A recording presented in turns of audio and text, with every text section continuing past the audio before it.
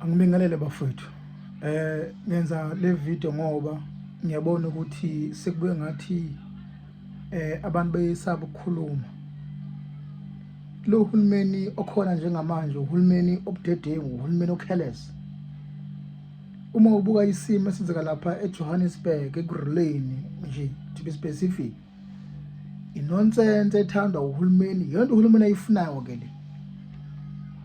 Uhulumeni into efunayo ke le njengoba kwenzeka kanje ukuthi uhulumeni ajabule. Uma uthi uyahamba umgwaqo abantu abavinjwayo abantu bamatekisi,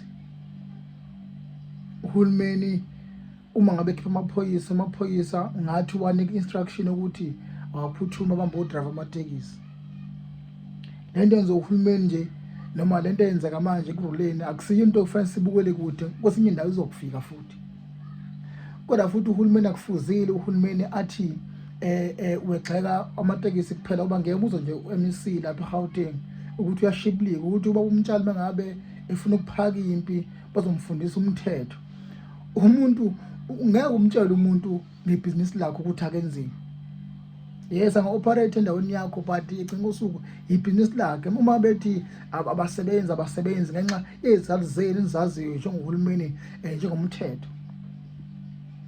Angadla ngosomatekisi kuthiwa bayabheda ba-wrong beyisa bayachwenza bayagcwaleka badalwe yini ngoba uma nikhipha amaphoyisa into awahambe ushaya i-operation lapha emgwaqweni nifike kube ngathi nithe kuwona awatarget abantu abashayela amatekisi. Nonsense leyo, inonsense enkulu kabi leyo.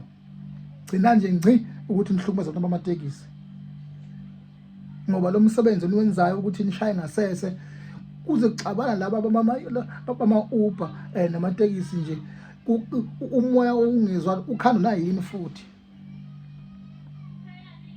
Ngisho bona lamatekisi nene uhulumeni banika amandla amakhulu ukuthi bayicontrol bengezwa even nangani.